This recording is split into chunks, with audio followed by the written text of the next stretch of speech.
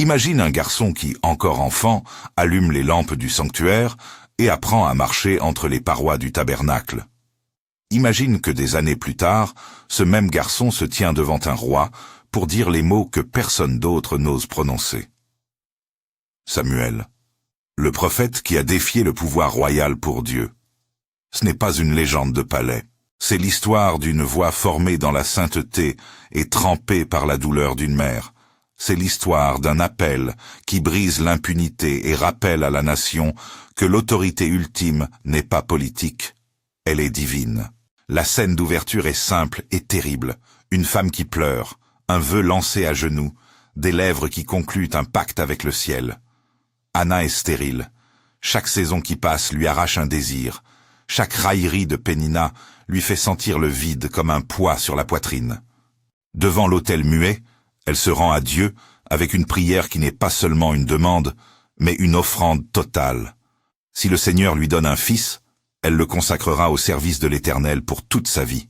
1 Samuel 1:11.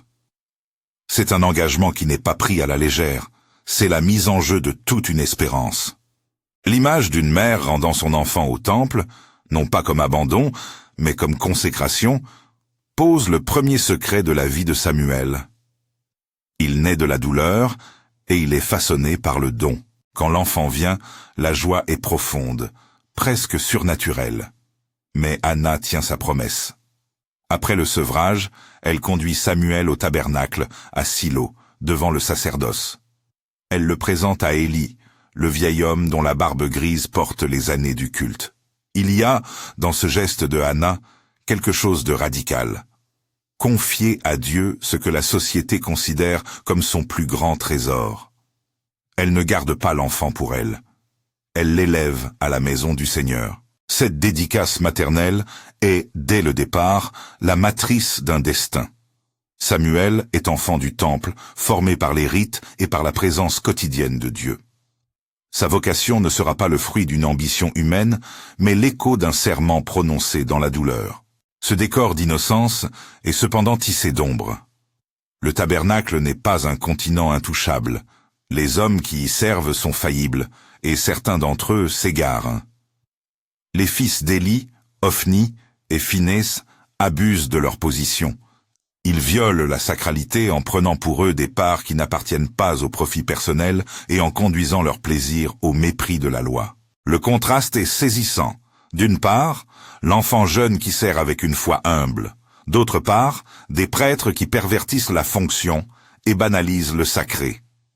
Élie, le prêtre vieillissant, voit la corruption, l'entend. Et pourtant, il n'impose pas la réprimande avec la force nécessaire. Sa laxisme prépare le terrain d'un jugement.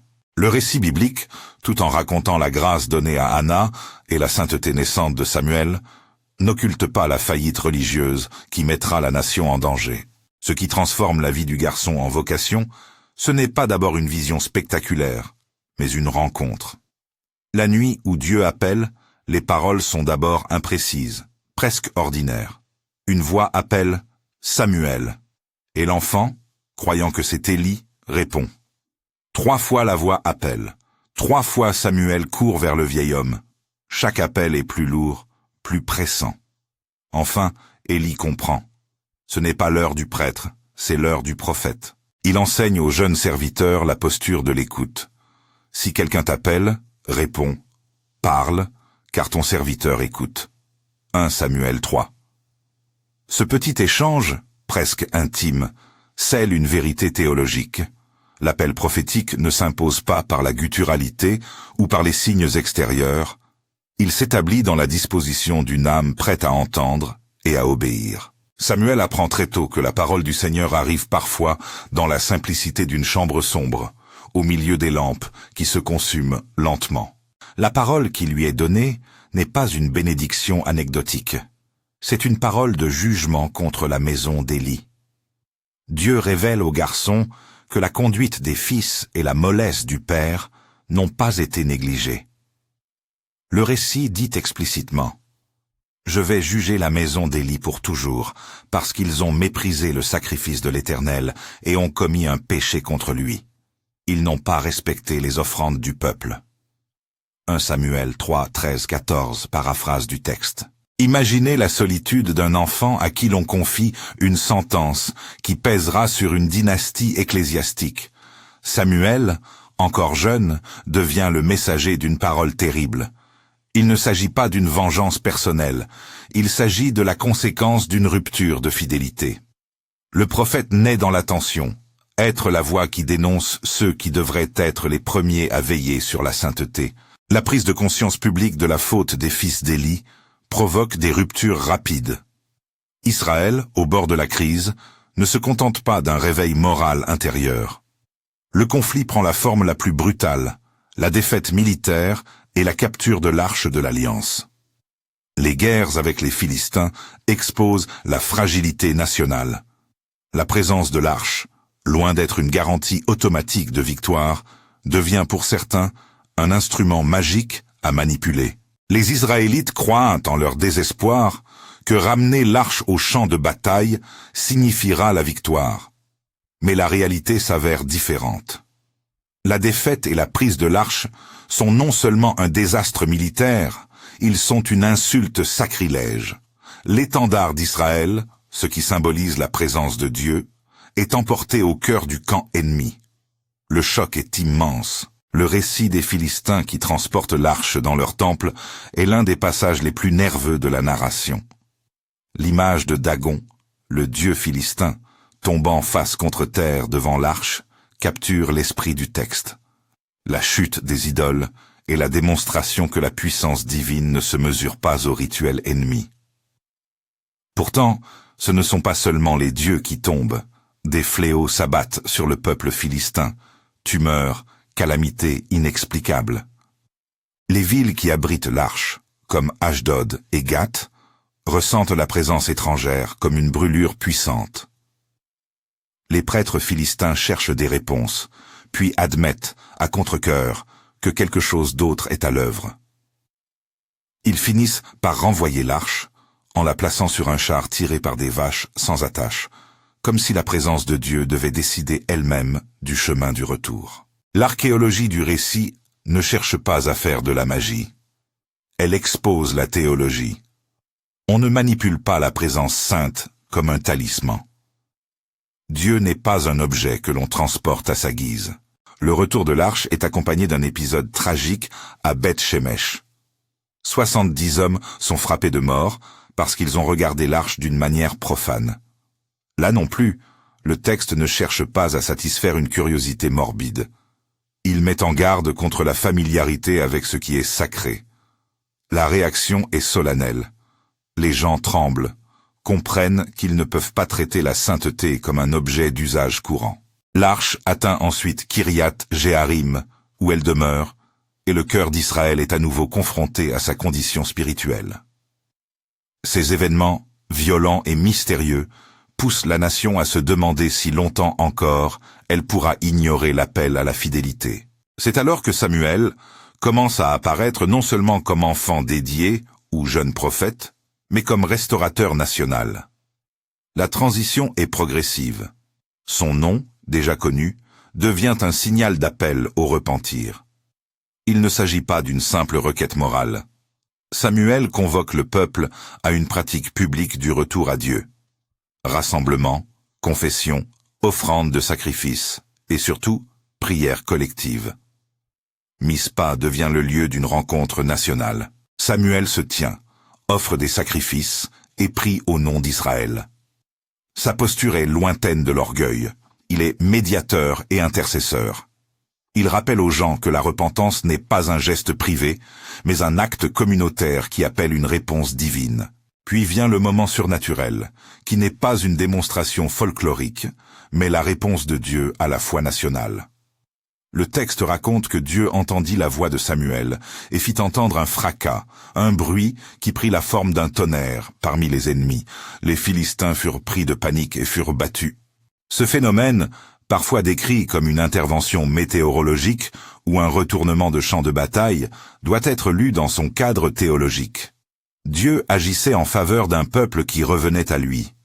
Samuel érige alors une pierre qu'il appelle Ebenezer. Jusqu'ici l'Éternel nous a secourus, un monument, pour que la mémoire collective ne gomme pas la grâce reçue. La pierre est moins un trophée qu'un rappel. La victoire vient de la fidélité de Dieu quand son peuple se détourne de la perfidie. Regardez bien cette progression. De l'enfant consacré par une mère, au serviteur silencieux qui entend l'appel, au messager du jugement, au restaurateur qui rassemble la nation et commande l'obéissance. Samuel devient l'homme qui ramène Israël à la conscience de sa dépendance. Sa fonction est désormais double. Il est berger des âmes et juge dans le sens ancien, celui qui tranche les choses en faveur de la justice divine. Ses décisions ne cherchent pas la popularité, elles cherchent la fidélité. C'est ici que s'installe le trait qui donnera lieu au conflit majeur à venir. Samuel est l'homme qui défiera le pouvoir qui voudra rivaliser avec la parole de Dieu. Avant d'aller plus loin, prenez un instant pour sentir l'intensité de ses débuts. Si cette histoire vous parle, si vous voulez comprendre comment la sainteté façonne un leader qui n'aura pas peur de contrarier la royauté au nom de Dieu, abonnez-vous et restez avec nous.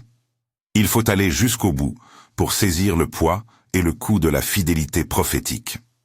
La suite révèle des tensions qui ne laissent personne indifférent. Revenons au récit. Après Ebenezer, Samuel n'est plus seulement le symbole d'une victoire. Il est l'autorité morale dont Israël a grand besoin. Certaines années le voient juger la nation et voyager de ville en ville pour établir des chemins de droit et d'ordre spirituel.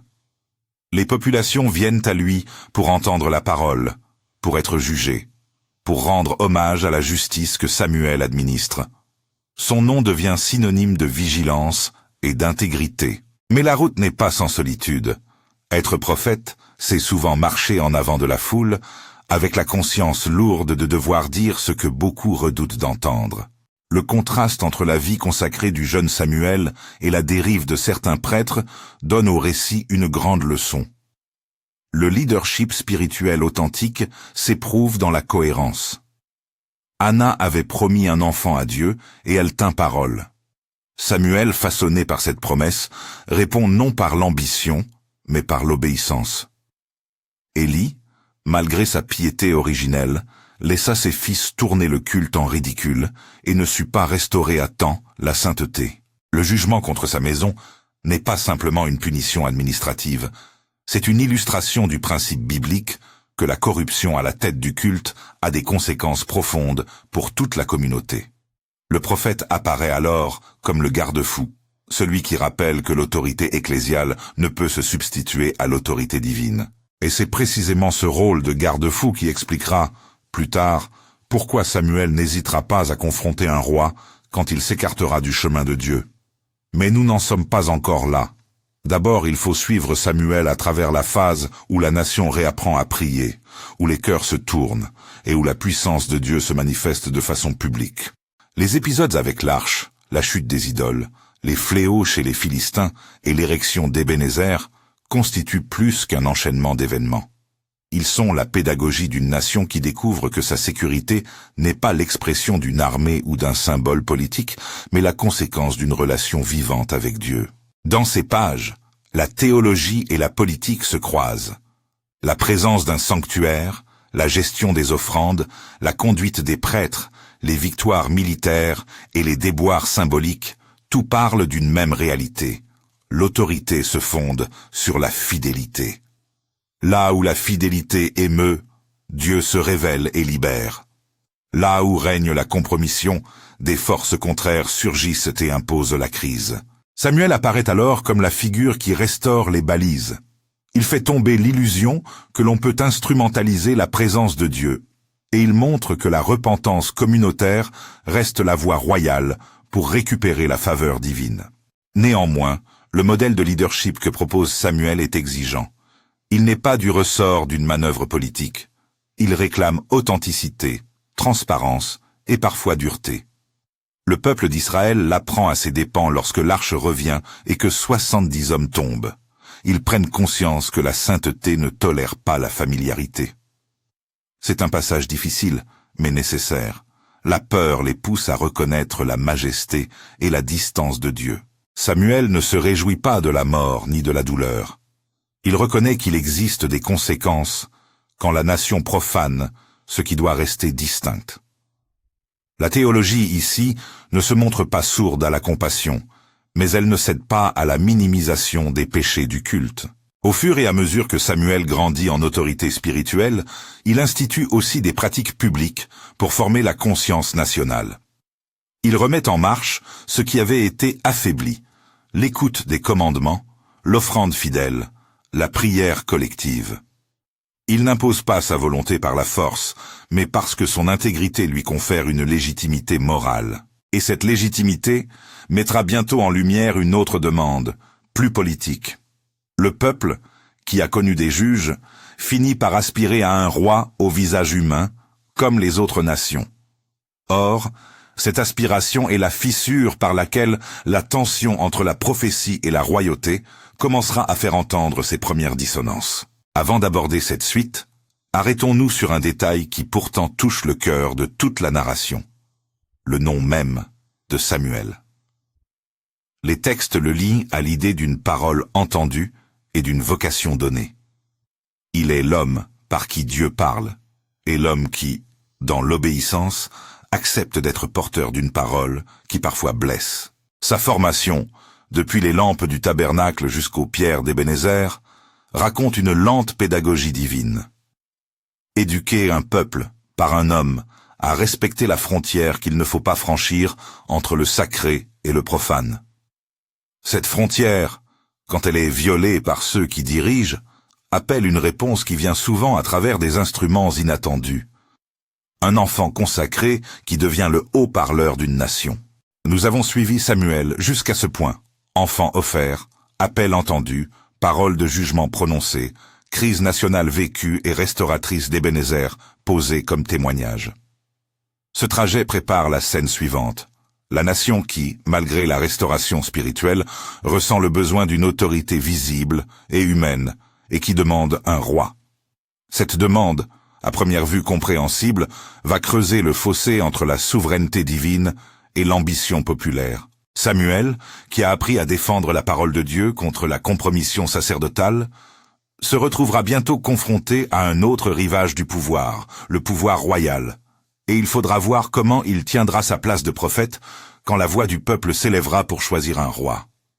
C'est à ce moment-là que le caractère de Samuel, désormais pleinement formé, sera mis à l'épreuve sous une lumière bien différente.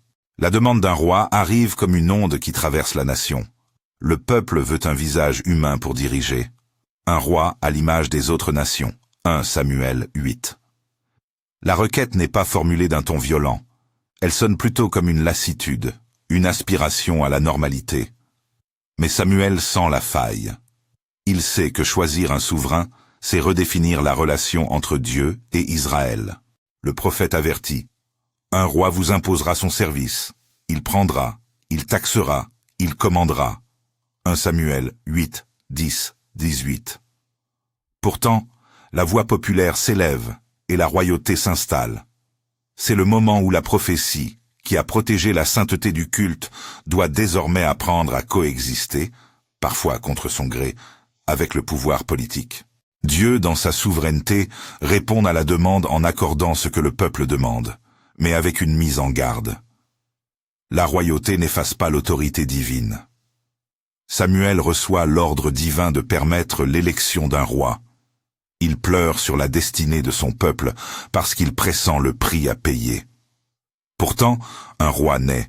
Saül, issu de la tribu de Benjamin, grand et imposant, est trouvé par la providence dans les champs. 1 Samuel 9, 10. L'onction privée à l'écart de la foule et la confirmation publique qui suit scellent son accession au pouvoir. Saül est choisi aux yeux du peuple comme figure de salut. Il repousse les ennemis et sauve des villes. Sa première grande victoire, la libération de Jabès de Galaad face à Nahash l'Ammonite, assure son prestige. 1 Samuel 11. Le peuple acclame, la couronne est posée, l'unité politique semble retrouvée. Mais déjà se révèle une fissure. L'instant de la vulnérabilité humaine. En 1 Samuel 13, Saül, pressé par l'attente des hommes, attend Samuel pour l'offrande prescrite avant le combat. Quand le temps presse et que le peuple commence à fuir, Saül commet un acte qui ressemble à un sacrifice d'urgence, offrant lui-même le holocauste au lieu d'attendre l'instruction du prophète. Samuel revient et prononce des mots qui pèsent comme une pierre. « Tu as agi follement. Tu n'as pas observé l'ordre du Seigneur. Ton royaume ne subsistera pas. » 1 Samuel 13, 14, paraphrase. Le principe se dessine avec netteté. L'autorité humaine ne commande pas la liturgie de Dieu. L'impatience qui cède à l'improvisation religieuse est déjà un signe de substitution. Et le prophète, gardien de la fidélité, doit le dénoncer. Cette première rupture n'est pas une condamnation brutale et définitive. Elle est une fracture qui met en lumière la nature même du pouvoir. Le roi peut protéger, il peut gagner des batailles, mais il ne peut commander à la grâce. Samuel, dont la mission est de rendre audible la parole divine, devient à la fois annonceur et juge. Il ne cherche pas à anéantir Saül, mais il porte la lourde responsabilité de transmettre au roi les conséquences de son acte. La tension s'installe, mais l'histoire ne s'arrête pas à cette faille. Elle se durcit avec l'épisode qui suivra, l'ordre donné contre Amalek. Le texte rapporte sans phare une mission claire et terrible. Va, frappe Amalek, détruis tout, n'épargne point. 1 Samuel 15, 2, 3, paraphrase. Amalek est présenté dans la tradition biblique comme l'ennemi qui a attaqué le peuple d'Israël dans sa vulnérabilité. C'est une mémoire de violence qui appelle une réponse de jugement. L'ordre divin s'inscrit dans un horizon théologique. Il vise à briser la source d'un mal qui, selon le récit, pèserait sur la vie collective. Mais ce commandement provoque aujourd'hui des questions éthiques fortes. Pourquoi un tel ordre? Comment comprendre un jugement qui demande l'éradication? Ici, la prédication doit s'arrêter, contextualiser et orienter la lecture. D'abord, il faut rappeler la nature historique et théologique du texte. L'Ancien Testament porte une mémoire de conflits anciens où la survie d'un peuple en formation se mêle aux récits de vengeance rituelle et de confiscation de territoire. Ensuite, il faut poser une limite morale claire. Ces récits ne sont pas une licence pour la violence contemporaine. Ils doivent être lus à l'aune de l'ensemble de la révélation biblique, de la justice et de la miséricorde, et avec conscience des différences entre une époque de guerre tribale et la responsabilité éthique qui nous incombe aujourd'hui.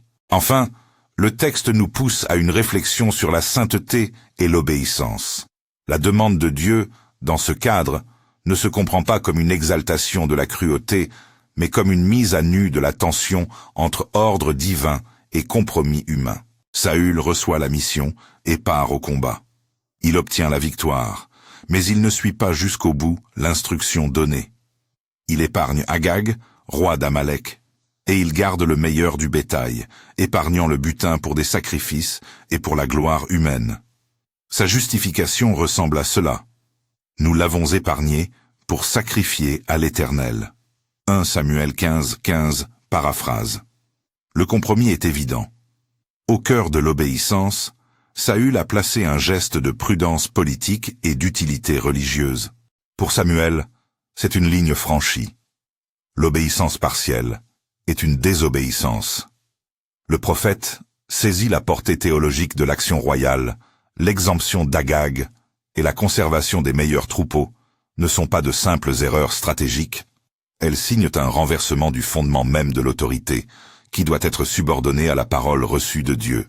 Le face-à-face entre Samuel et Saül est terrible de sobriété. Samuel arrive, et ce qui commence comme une célébration tourne rapidement à l'accusation. Samuel interroge, Saül répond, et la conversation met à jour les priorités divergentes, la crainte humaine devant le jugement des hommes, la peur du peuple, l'envie d'être estimé. Samuel prononce alors une parole qui claque, « L'Éternel se repent d'avoir fait de toi un roi ». 1 Samuel 15, 11, paraphrase. Le texte utilise un langage de rupture. Dieu retire son regard de faveur. Ici encore, il ne s'agit pas d'un caprice divin, mais d'un effet logique de la désobéissance. Le prophète, qui a été formé pour défendre la parole, doit désormais signifier au roi que la confiance ne se gagne plus par le spectacle des victoires, mais par l'humilité devant la voix du Seigneur. Le moment le plus dramatique s'approche. Samuel prend Agag et exécute le jugement qui n'a pas été mené par Saül. L'action est narrée dans un style sec et rituel. Samuel accomplit la sentence prononcée contre Amalek. Il met fin à la vie d'Agag. 1 Samuel 15, 32, 33. Comment dire cela sans vaciller entre explication et jubilation? Il faut d'abord refuser la glorification. Samuel ne rit pas. Il ne savoure pas la mort. Ce geste est présenté comme l'application d'un ordre divin qui avait été confié à l'autorité royale et qui, ayant été négligé, trouve son aboutissement par la main du prophète. Samuel ne cherche pas la revanche personnelle. Son acte est un acte de justice rituelle, inscrit dans le cadre de la mission prophétique et dans la logique du récit biblique. Le prophète pleure ensuite. Il pleure Saül, il pleure la rupture entre favoris et rejetés. Les larmes de Samuel disent la douleur d'un homme fidèle qui voit la promesse se dérober. Il faut s'attarder sur l'éthique de cet épisode. La violence appliquée à Agag soulève de fortes réprobations contemporaines, et à juste titre. Mais pour comprendre le récit, il faut lire dans sa cohérence interne. D'un côté, la parole divine, telle qu'elle est rapportée, ordonne un jugement sévère. De l'autre, le refus humain, qui choisit la compromission, révèle une préférence pour la gestion politique de la grâce. Le prophète, en accomplissant si tardivement le commandement, effectue une action de correction. Il restaure, autant que possible dans le cadre narratif, l'exigence d'une fidélité totale. Cette restauration a un coût, la solitude du prophète, l'isolement d'un homme qui doit être la conscience d'une nation. Samuel ne s'en tient pas à un acte de correction ponctuel. Il prononce la sentence finale. Dieu a rejeté Saül comme roi. 1 Samuel 15, 26, 29. La figure du roi, qui semblait incarner la stabilité, se trouve privée de la légitimation divine. Le symbole est fort. Samuel déchire ses vêtements, geste prophétique ancien pour signifier le deuil et la rupture. 1 Samuel 15, 27. Par ce geste, il annonce la fin d'une alliance tacite. Il montre physiquement que le manteau de la royauté est déchiré. Saül, qui avait commencé par la faveur populaire, perd maintenant la faveur suprême, et l'histoire prend une tournure irrévocable. Le pouvoir humain est confronté à la parole qui ne transige pas. Mais la repentance humaine, lorsqu'elle existe, n'est pas exclue de la narration. Samuel, dur mais juste, pleure Saül. Il le chérit encore comme homme, mais il rend compte de la fidélité à la parole. La solitude de Samuel est double. Il doit obéir à Dieu, et il souffre de la chute de celui qui l'avait accueilli en roi. Ce mélange d'obéissance et de deuil est l'une des grandes leçons de la période prophétique. La fidélité à Dieu ne s'exerce pas sans douleur humaine. Le prophète, souvent, est celui qui dit la vérité et qui subit l'isolement pour cette vérité. C'est une posture de courage qui coûte en amitié, en popularité et parfois en sécurité. La conclusion de cette trajectoire de crise n'est pas l'abandon. Dieu, qui retire la faveur à Saül, ne laisse pas le peuple sans guide possible. Samuel reçoit alors pour mission de chercher, à Bethléem, un homme choisi par Dieu pour être oint. L'ordre est clair. Prends un corps d'huile, va, j'ai rejeté Saül, et je t'ai choisi pour oindre celui qui régnera à ma place. 1 Samuel 16, 1, paraphrase. Samuel tremble devant la lourdeur de son office. Il craint la réaction du roi déchu, mais il obéit. Dans la maison de Jessé, il voit les fils. Les apparences, une fois encore, trompent. Les frères aînés, robustes et de belle taille, semblent correspondre à l'image d'un roi. Mais Dieu repousse ces critères humains. L'Éternel ne regarde pas aux choses comme l'homme regarde. L'homme regarde à l'apparence, mais l'Éternel regarde au cœur. 1 Samuel 16, 7. C'est une leçon fondamentale. La royauté selon Dieu est fondée sur le cœur, non sur l'apparence. Lorsque Samuel fait venir David, le plus jeune, gardant les moutons, éloigne, quelque chose se joue à la fois de discret et d'immense. L'huile versée sur la tête du jeune berger signe le transfert d'une grâce qui n'exclut pas la fragilité humaine. David, au regard des hommes, n'est pas encore un champion, mais il porte en lui la disponibilité qui plaira à Dieu. L'onction n'est pas un triomphe immédiat, elle est un appel silencieux qui marquera la suite. Le futur roi doit apprendre la servitude avant de recevoir l'honneur. La scène conclut la chronique de la transition. Le prophète qui défiait la royauté a désormais posé la main sur un autre, préparant l'avenir sans annuler le passé. La figure de Samuel, tout au long de ces épisodes, conserve une constance remarquable. Il est l'homme qui, formé par la foi d'une mère, trempé par l'écoute et par l'épreuve, a eu le courage de rappeler au pouvoir ses limites. Quand Saül a substitué ses calculs aux ordres, Samuel s'est tenu ferme. Quand le peuple a demandé ce que Dieu n'avait pas préparé, Samuel a pleuré. Quand l'obéissance a été partielle, le prophète a restauré l'exigence. Sa fidélité n'a pas été un atout politique, elle a été le prix d'une intégrité qui parfois marche seule. Que retenir ici, pour ceux qui écoutent ? D'abord que la fidélité à la parole ne se moule pas sur la popularité. La vérité prophétique, qu'elle vienne par un enfant ou par un vieil homme, exige courage et constance. Ensuite, que l'obéissance n'est pas un concept abstrait. Elle a des conséquences concrètes sur la vie communautaire. La restauration complète d'un peuple passe par des actes tangibles de repentir, de réparation et d'alignement sur la justice divine. Enfin, que la figure du leader fidèle est souvent paradoxale. Il peut être adoré et pourtant rejeté, loué et pourtant mis à l'écart. Samuel a connu les deux pôles. La tension entre prophétie et royauté, cependant, ne se referme pas sur un simple verdict. Elle ouvre un mouvement. La grâce et la justice continuent de façonner l'histoire d'Israël. Samuel se retire progressivement des feux de la scène publique, mais il demeure un pivot. Il pleure ses choix. Il accompagne l'onction qui vient. Il transmet la mémoire des exigences divines.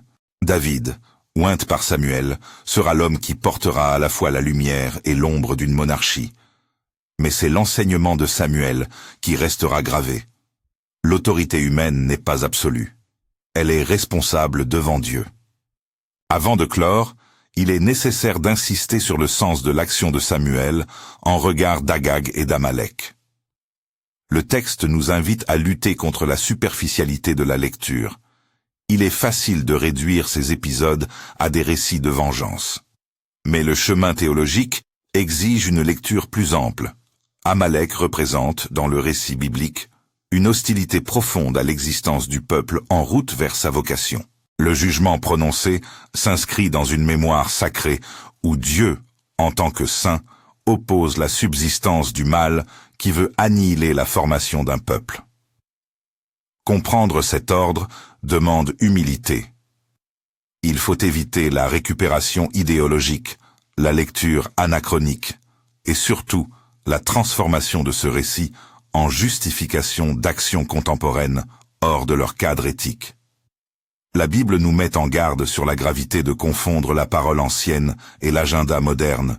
Samuel, enfin, apparaît comme un modèle difficile mais nécessaire pour toute communauté qui veut préserver sa conscience.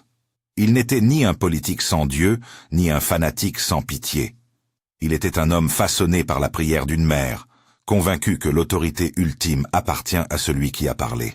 Quand le pouvoir humain s'écartait, il rappelait, il corrigeait, parfois il exécutait. Non pour satisfaire sa soif personnelle, mais parce que la parole divine l'avait institué porteur d'une justice qui transcende les intérêts d'un royaume. La scène finale de cet arc narratif est empreinte d'une douleur et d'une espérance mêlées. Samuel pleure Saül, mais il n'abandonne pas la promesse. Il scelle par l'onction de David une continuité. La fidélité n'est pas rompue, elle est transférée. Le serviteur formé au tabernacle, le garçon qui allumait les lampes, devient un homme qui sait dire la vérité aux puissants, qui sait affronter le pouvoir et le rappeler à sa responsabilité face à Dieu. Le titre donné au début trouve ici sa pleine réalisation. Samuel est bien le prophète qui a défié le pouvoir royal pour Dieu. Que faire alors face à cette histoire dont le sens nous heurte et nous éclaire? D'abord, lire avec attention. Prendre le temps de consulter les passages, 1 Samuel 1,16, et d'entendre la complexité du récit. Ensuite, laisser cette histoire nous interpeller sur la nature de notre propre fidélité. Où est-ce que nous avons cédé à la facilité? Sur qui ou sur quoi avons-nous mis notre confiance? Enfin, pour les responsables, qu'ils soient dans l'Église, dans la politique, dans la famille, écoutez le poids des paroles dites contre la compromission.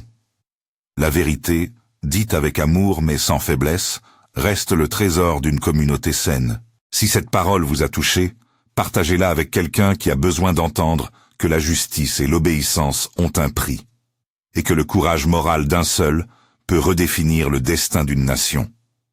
Et pour ceux qui veulent approfondir, ouvrez la Bible et lisez 1 Samuel de près.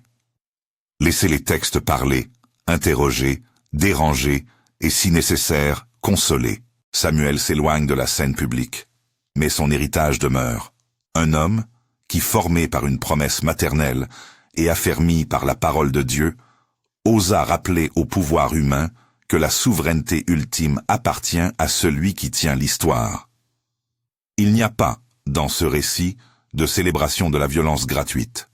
Il y a une exigence de fidélité, et la reconnaissance que défendre cette fidélité coûte. Le prophète, en défiant le roi, ne cherchait pas l'affrontement pour lui-même, il cherchait la continuité d'un peuple fidèle.